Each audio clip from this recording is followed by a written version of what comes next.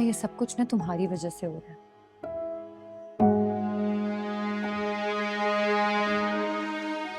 जानता हूँ। कितना रोका था मैंने तुम्हें, कितना समझाया था, तुमने मेरी एक बात नहीं मानी। अब तुम्हारी वजह से ना सब मुझे भुगतना पड़ रहा है। तुमसे किसी ने कुछ कहा है? तुम्हें मेरी क्या परवाह है? मुझे तुम्हारी क्या परवाह है? सही कह रही हो। सामा, मुझे बस ये बताओ, इस मसले का क्या हल निकालना है, क्या करना है अब? क्योंकि मैं तो गई थी वहां वलीद के घर उसे अपोलोजाइज करने। उसकी अम्मी से भी बात की है मैंने कि ये सारी एक वलीद के घर गई थी? हाँ। वो तुम्हें क्या जरूरत थी वहां जाने की यार? और अगर गई भी थी तो मुझे बताना जरूरी नहीं समझा? किसी को तो जाना था ना, किसी को तो कोशिश करनी थी ना सब ठीक करने की। खाला की हालत देखी है तुमने, लेकिन तुम्हें क्या, तुम तो अपने इतने मसलों में घिरे हुए हो।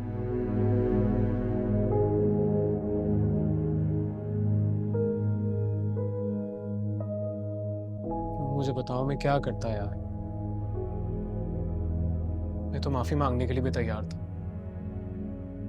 मैं यार जरूरत पड़ती तो मैं उसके पैर भी पकड़ लेता। अगर हर किसी ने रोका नहीं जाओ नहीं जाओ।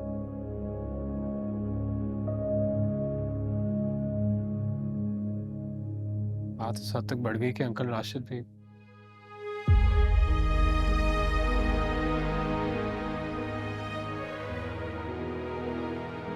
मुझे बोल देती मैं चला जाता। रहने दो, अच्छा हुआ तुम नहीं गए वहां पे। तुम जाते ना एक नया मसला खड़ा हो जाता वहां। तुम्हारे जाने से मसला हल हो गया? तुम्हारे मूड से तो नहीं लग रहा। मुझे प्लीज बताओ क्या कहा उसने तुमसे? कुछ भी नहीं कहा उसामा, छोड़ो तुम। अपनों की बातें तकलीफ देती हैं, गैरों के रवैये नहीं। अब प्लीज जाके तुम लड़ने ना बैठ जाना किसी से। नहीं तो एटलीस्ट मुझे बताओ तो सही उसने तुम्हें क्या कहा है? किस बात का गुस्सा निकाल रही हो मुझे? कुछ भी नहीं कहा, छोड़ो प्लीज।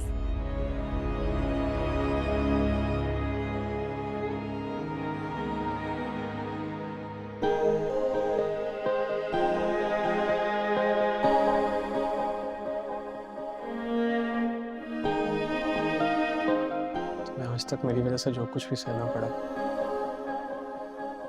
मैं उसके लिए तुमसे माफी मांगता हूँ।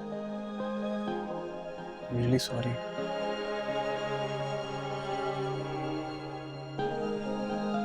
समा, मैं जानती हूँ कि जो कुछ भी हुआ है वो सब अनइंटेंशनली हुआ। हम चाहते नहीं थे कि ये बात यहाँ तक आ जाए। इनफैक्ट बर्दाश्त तो तुमने की है हमेशा चीजें, वो भी मेरी वजह से। कभी घर वालों की बातें सुनी है, कभी मेरी बातें सुनी है। इनफैक्ट मैंने भी अपना सारा गुस्सा तुम पे ही निकाला है। तो सिर्फ वो कर रही हूँ जो मैं कर सकती हूँ। क्या तुम मेरा कर्ज उतार रही हो? नहीं, बीवी होने का फर्ज अदा कर रही हूँ।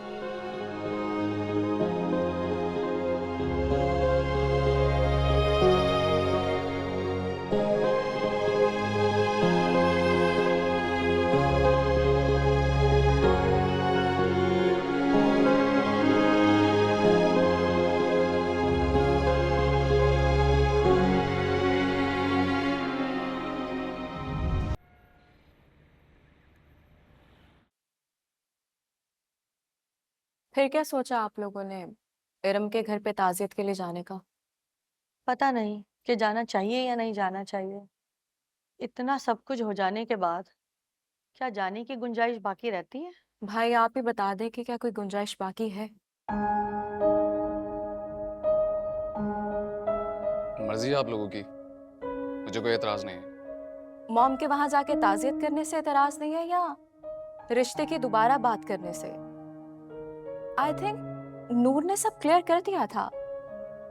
आप लोगों ने जो उसके हस्बैंड पे इल्जाम लगाए हैं वो उस पर बहुत ट्रस्ट करती है, और जारा ने भी ये बात क्लियर कर दी है कि उसामा और इरम के दरमियान में कोई ताल्लुक नहीं है।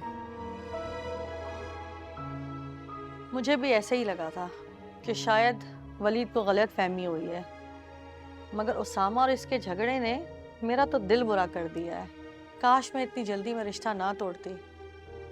अब तो राबिया को भी फेस करना आसान नहीं है। फेस तो करना पड़ेगा ना मॉम सबको। सोचती हूँ क्या करना है। मॉम जल्दी से सोच लें कि क्या करना है, क्योंकि भाई ने टिकट करवानी है और चले जाना है, फिर कुछ नहीं हो पाएगा।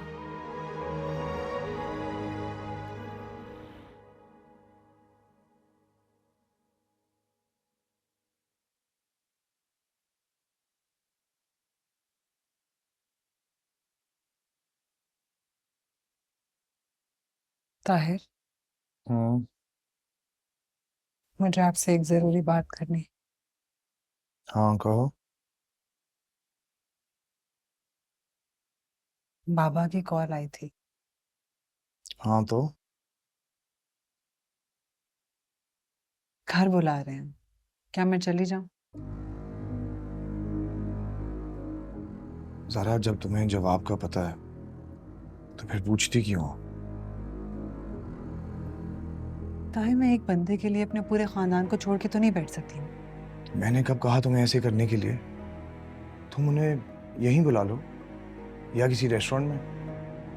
कैसी बात कर रहे हैं आप ताहिर?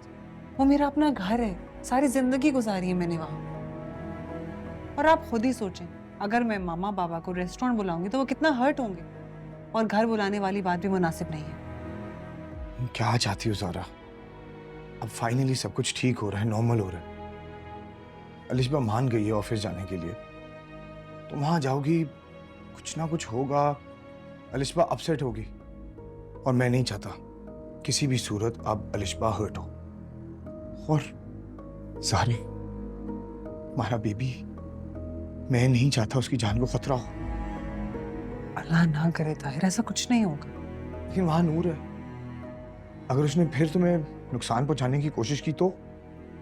मैं अपना ख्याल रखूंगी ताहिर, आप फिक्र मत करें। और इस बार मैं नूर की भी कोई कोशिश कामयाब नहीं होने दूंगी। अच्छा ठीक है, लेकिन सिर्फ कुछ घंटों के लिए, और मैं ही पिक और ड्रॉप करूंगा तुम्हें। ओके।